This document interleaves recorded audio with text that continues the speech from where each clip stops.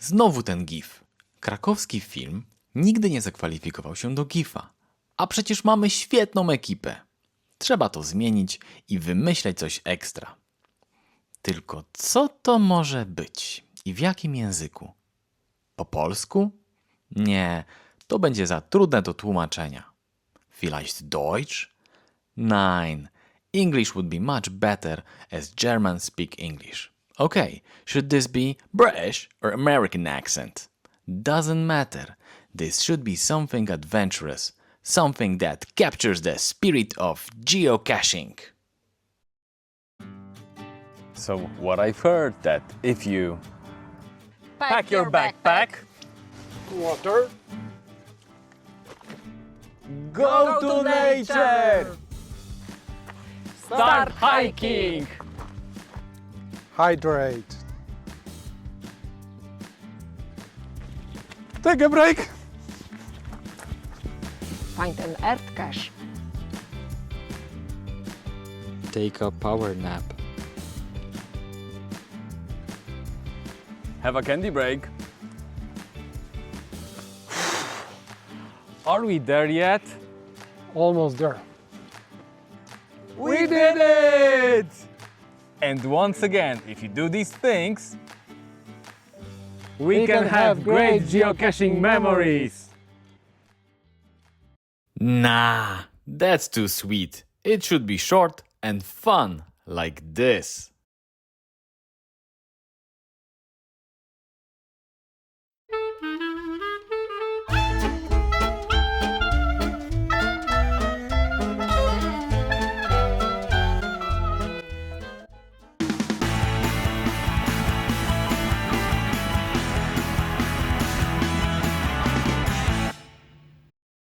This is nice, but still not it. What if we explore the funny differences between the muggles and geocachers? This should work.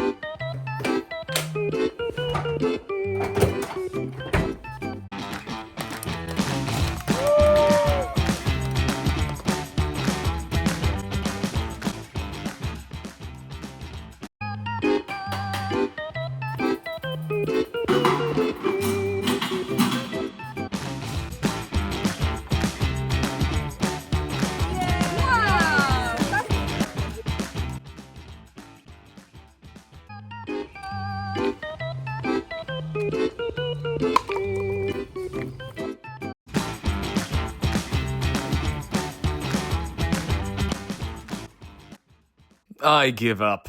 That's not cool enough. But I ran out of ideas. Maybe next year. I should now enjoy the event.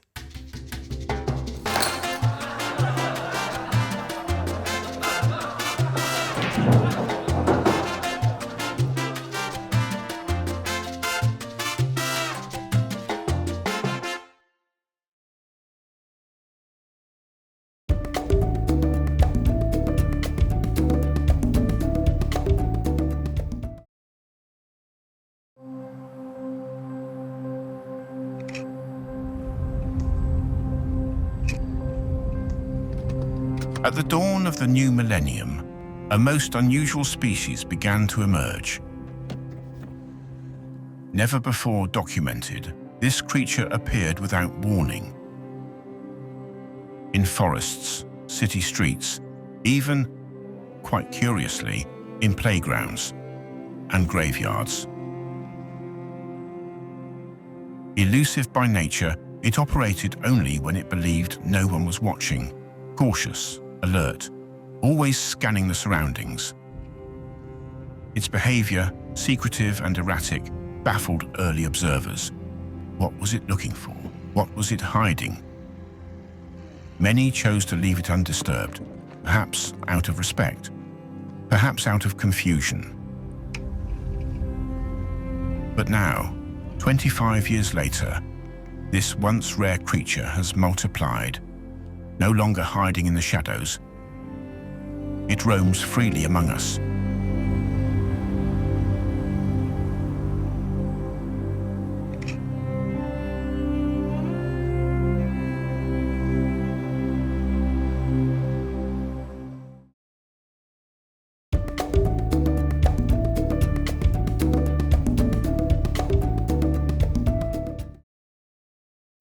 If you're like me and play geocaching regularly, there are bound to be some caches you want to find more than others. This was the case with this cache, really far from home, which I could have reached by car, but instead I decided to go there by bike. Let me tell you. First, I had to take the train from my home to Montbéliard. After that, I rode my bike all day to the cache. Along the way, I came across many curiosities.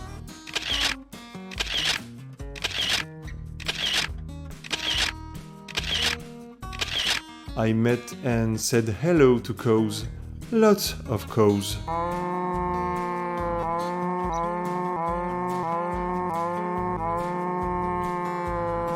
Of course, I took the opportunity to log some great caches. God, I love that sound. I have to tell you, there is no adventure without a memorable encounter. Where is he going like that? I'm going... You're going? He's going to his house in Besançon. And what he's doing there? He's geocaching. It's a worldwide game that involves finding boxes called geocaches using GPS coordinates. Where is he? And then finally, I reached the cache. After 85 kilometers of effort. Well, not far from the cache. And yes, the box is there. I finally found a path to discover a wonderful place, which only geocaching allows you to see. And all this adventure, these 2 days of cycling, and these 200 kilometers covered to not even find the cache. But it doesn't matter, because for me, geocaching is above all a story of adventure, and not so much a story of... Okay, and now, what's your next journey going to be?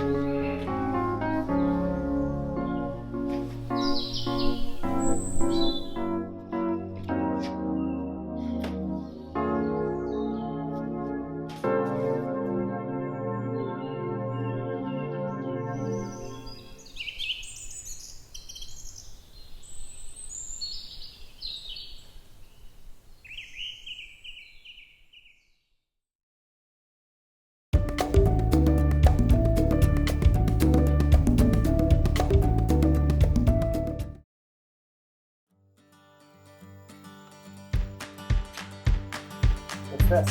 Thanks for the coffee.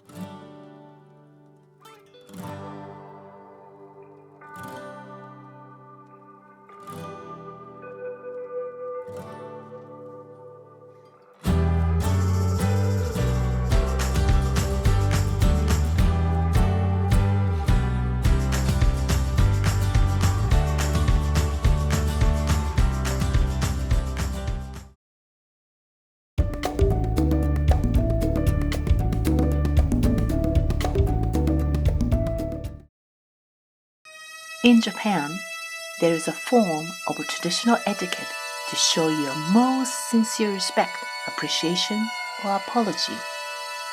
It is called dogeza.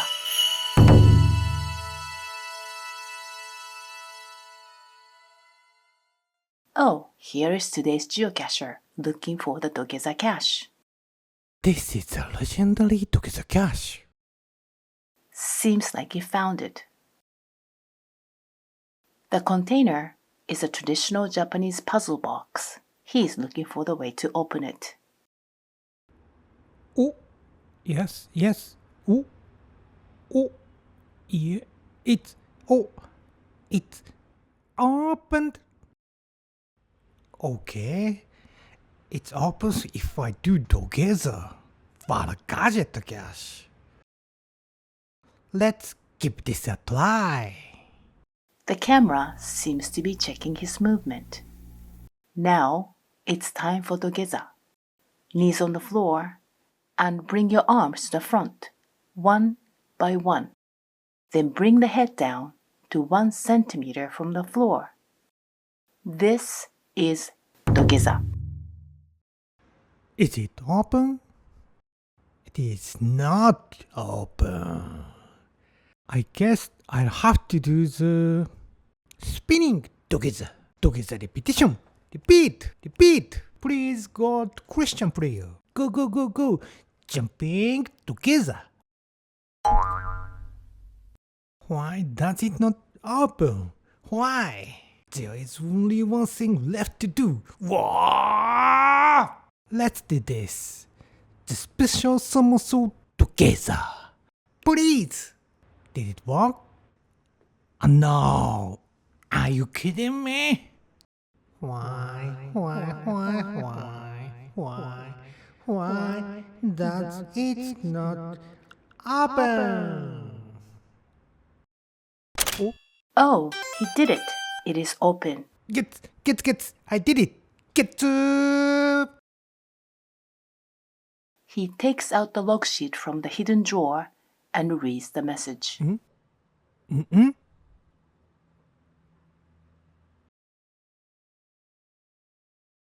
All that for nothing?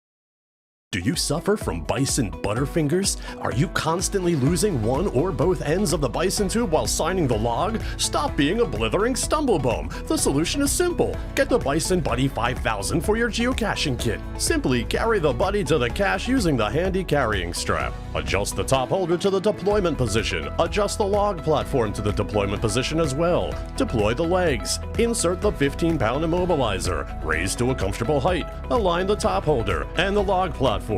Rotate the main platform 45 degrees. Clamp down the micro. Remove the top. Secure the top. Clamp the log down on the platform. Use the additional complimentary pen to sign. It's that easy. The Bison Buddy 5000 for the serious geocacher. Call now and receive this compact nano adapter. That's right, the days of calling upon the gods for vengeance against nano cache owners are over. Secure and extract the smallest of logs with 4x32 EG ocular enhancement and luminescence superiority by adding this lightweight 14-pound adapter to your bag. It's that easy. But that's not all. Call now and receive a bonus gift, this set of beautiful Not a Geocache stickers. Be the hero of your geocaching community by placing these 47% toxin-free stickers on anything that isn't a geocache, helping potential finders without spoiling the location of the cache. It's that easy. That's silly, don't put it there. It's completely feasible. That's a well-made dog-shaped geocache. So that's the Bison Buddy, the Nano attachment, and the Not a Geocache stickers, all for a price so low you'll be saying, wow, that's technically not even $400. Don't be a fuddy-duddy. Grab yourself a Bison Buddy 5000. Call the number below. Brought to you by the makers of the GPS sharpener. Don't get caught in the wild with a dull GPS. Keep your GPS sharp with a GPS sharpener.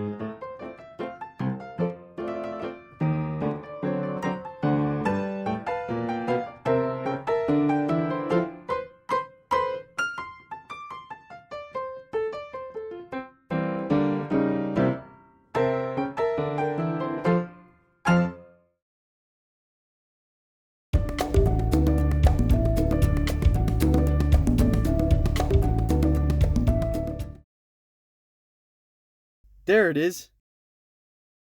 Oh wait, a muggle. They'll see me, and I'll give up the hiding spot. How can I be stealthy? What would my geocaching ancestors do?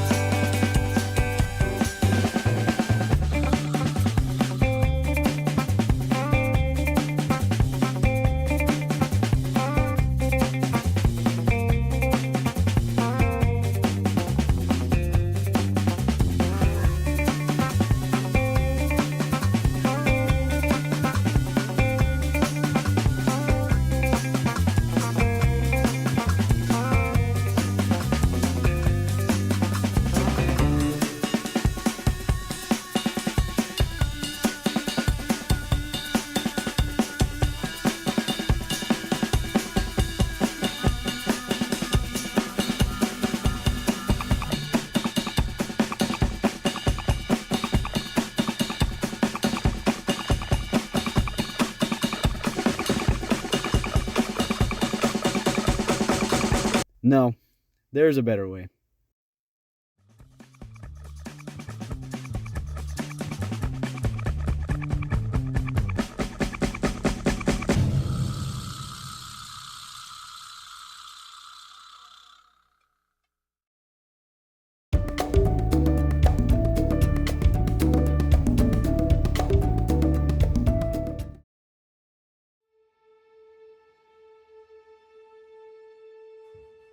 If you hide it,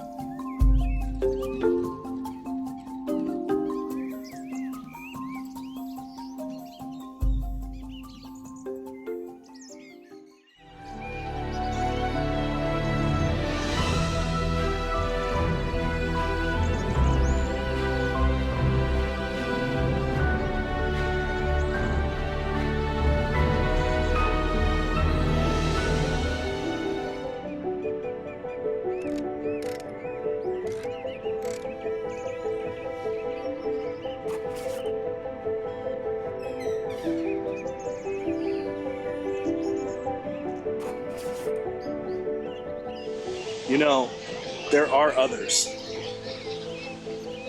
By the way, do you have a pen?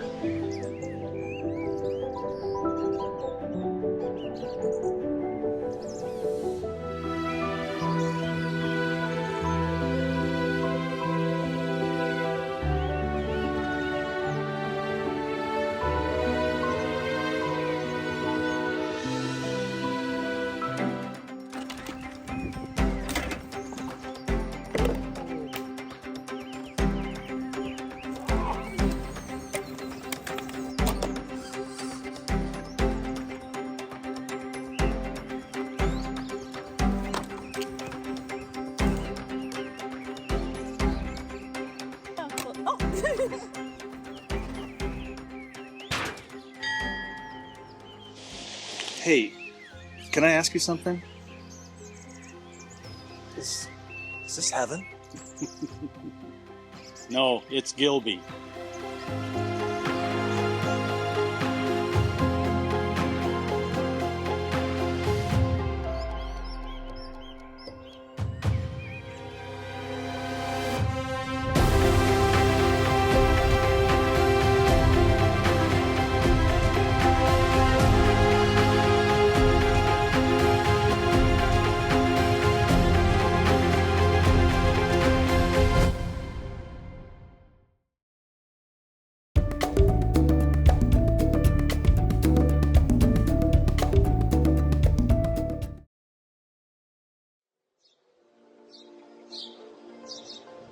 I've been geocaching for over 15 years, since I was a teenager.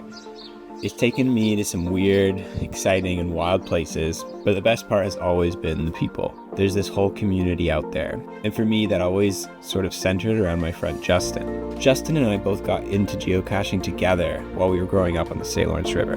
We would go hunt and hide caches all over the 1,000 islands. These days, life's different. Mortgage, toddlers, not a lot of spare time. Living in Atlantic Canada now puts me almost as far away as possible from Justin, who's in Vancouver. But when a window opens, we go for it.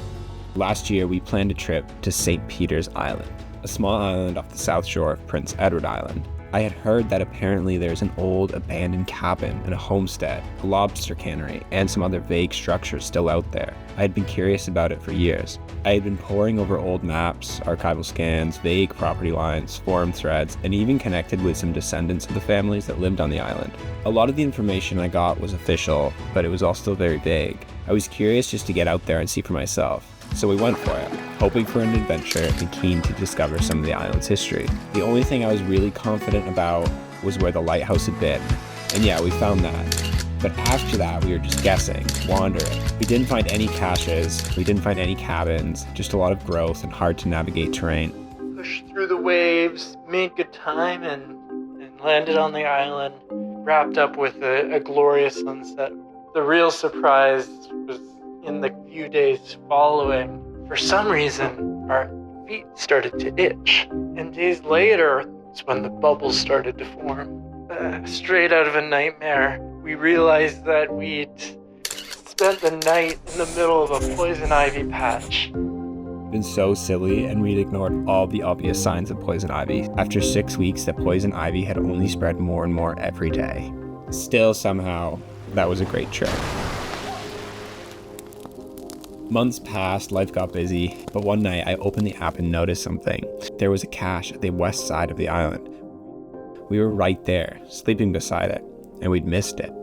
I was still recovering from the turmoil of losing almost 2 months' sleep from the severe poison ivy when I got a surprise in my inbox. A map made from memory from the great-grandfather of someone I had been in contact with that lived on the island. His map included all this lost information that I had failed to research.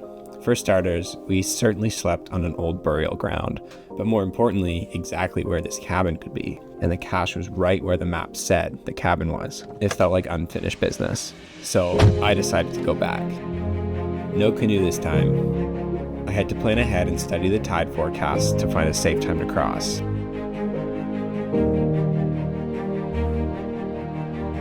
The island was just as quiet. But this time I found it. The cabin was right where the old man's map said it would be.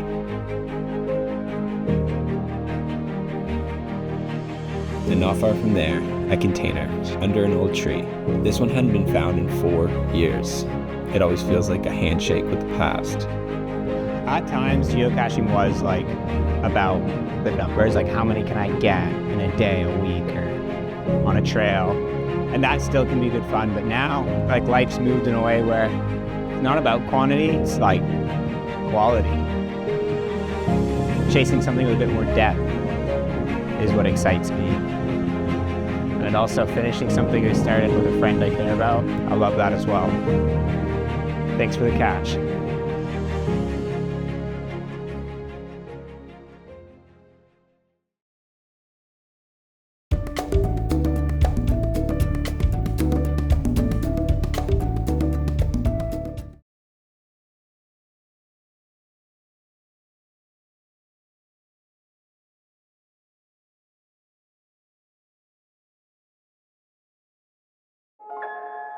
Quand j'étais petit, mon grand-père et moi partions à l'aventure. On marchait des kilomètres découvrant des paysages que je n'oublierai jamais. La nature nous offrait tout ce qu'elle avait de meilleur. Le souffle dans les herbes, les ondulations de l'eau. On suivait des traces, des indices, des signes presque invisibles. J'apprenais à écouter les arbres, à fouiller les sentiers, à observer les pierres, sans jamais vraiment savoir ce que l'on cherchait.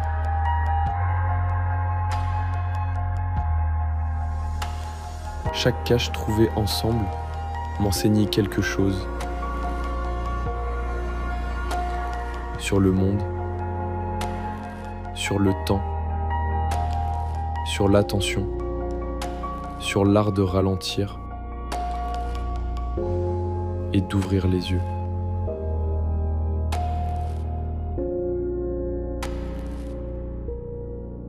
Avec le temps, j'ai compris que j'avais toujours eu auprès de moi le trésor le plus précieux.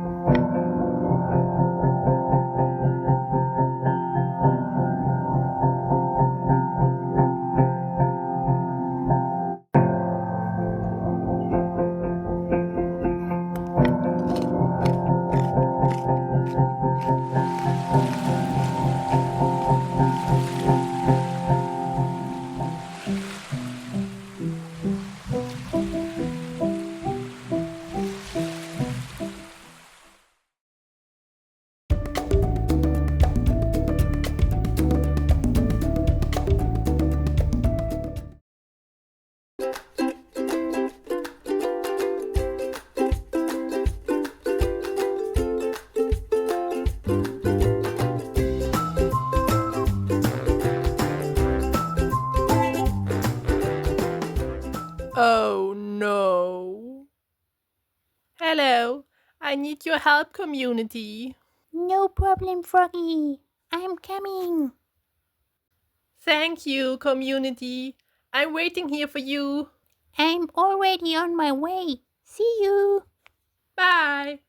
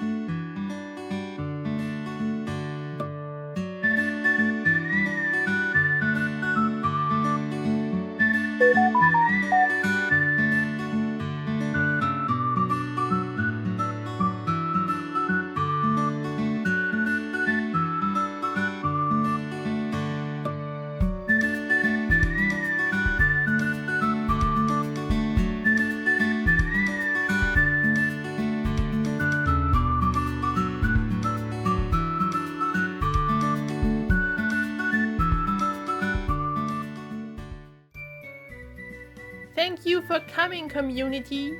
Together we can do it. Are you ready? Let's go!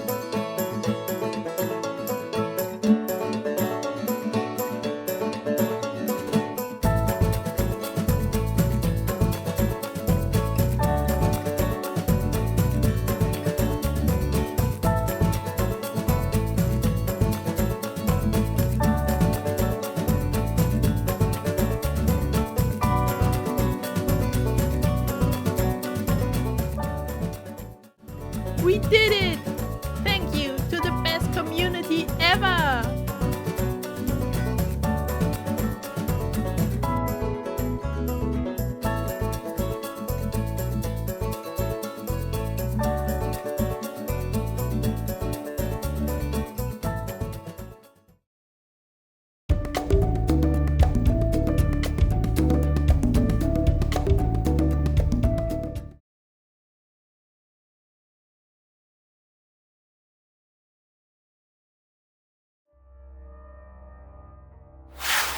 Geocachers. They think they're so smart, running around playing these easy-to-solve puzzles. Well, I'll show them real smarts. I'm gonna create the best puzzle ever. One none of them can solve. Including that stupid detective. I'll destroy every single one of these caches until there's nothing left but my perfect puzzle.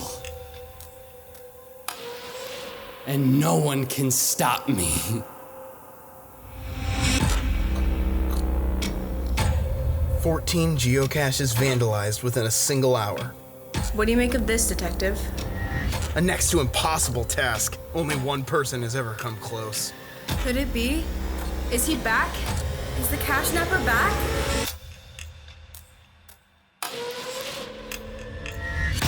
Detective, are you sure? The last time the cache snapper reared their head, it nearly tore you apart. You should sit this one out. 25 years of geocache history gone. And you want me to just stand This by? isn't about you. Drop it. You got those coordinates? Plugging them in now. Let's get hunting. You were so focused on finding me, you didn't even see the obvious clues. He's making his own cache. You're too close to this case, Detective. I have single-handedly solved every geocache puzzle in the city. Where are you? I have beaten you at your own game. How about one last puzzle? TikTok I stand. but not for time. Seek out my wisdom beneath the chime.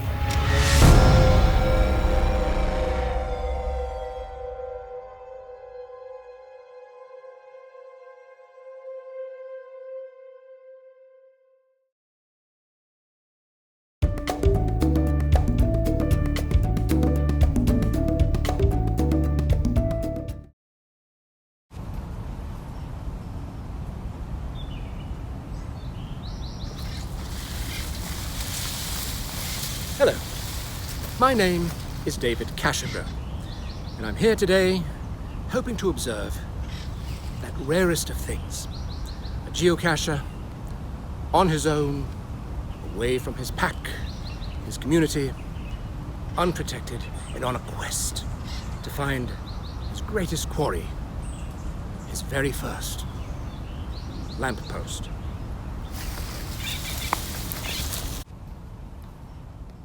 Even with a moderate amount of experience under his belt, the geocacher seems nevertheless confused about the task at hand. As the geocacher gains experience, he will naturally find this lamppost style of hide tedious. But for now, it is a new experience, and the challenge is challenging. He examines the lamppost carefully, clearly hoping that the geocache will somehow reveal itself. Knocking is perhaps one of those new techniques which has not yet caught on widely. Floundering, he is pushed to his last resort, actually reading the cache description. Predictably, no help. Stymied, he ponders his strategy. He senses movement. He is sure of it. And this is the moment naturalists can wait a lifetime to witness. A human mind about to be blown. A cricket has made a surprise appearance.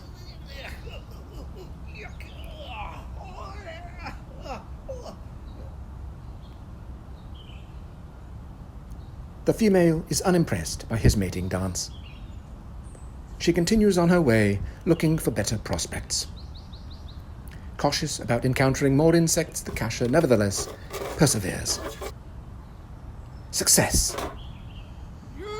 He engages in the traditional first lamppost happy dance. The cacher victoriously affixes his name.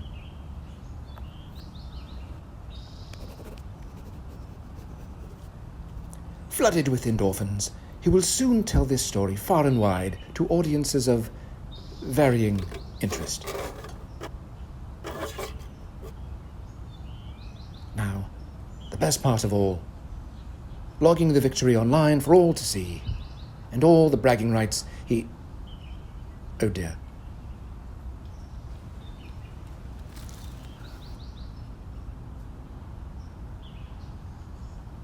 I found it! Congratulations! Amazing! Woohoo! And so we see, in the natural world, that Snake! Snake! Snake! Snake! Oh my gosh, David! It's not a snake. It's just some paracord. Oh, he does this every time.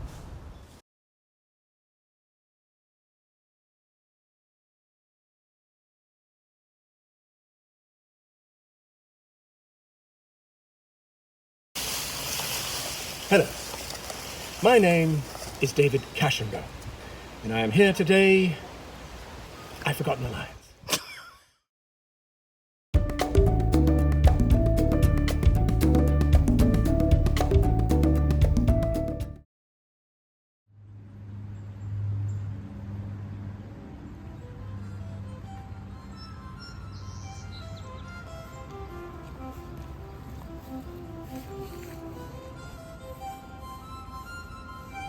You start to see things a little differently. That bridge, that tree that you pass by every day on the way to work or school, suddenly it's different. And now you know that it holds a secret and that you need to find it. Like you were always searching for something.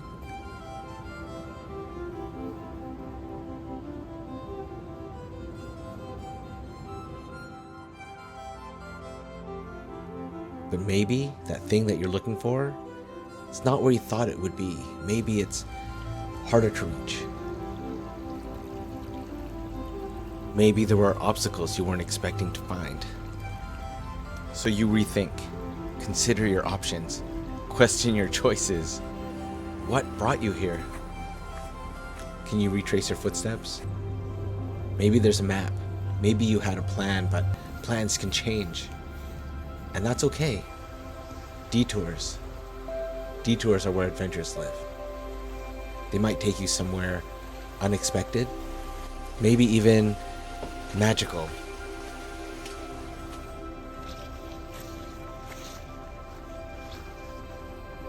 And those obstacles that you thought you were so sure about, well, they might turn out easier to cross than you thought.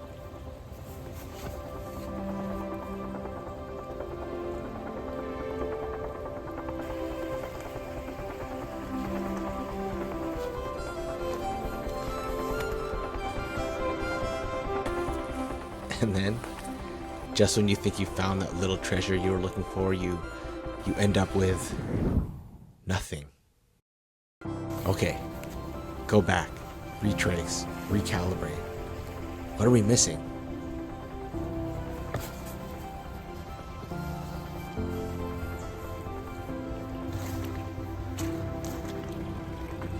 You had a plan, maybe even a map. It's never a straight path, no matter what plan you lay out for yourself.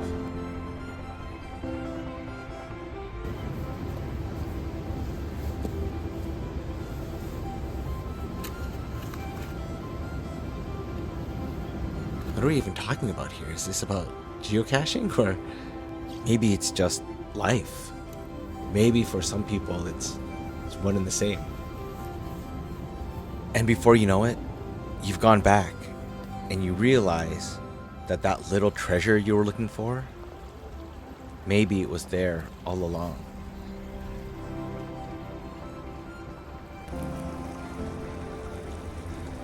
It doesn't have to be a big thing, nothing epic. Just small moments of happiness. Knowing that someone left something for you to find. And people will ask and they'll wonder, is it all worth it? Was it worth it for this?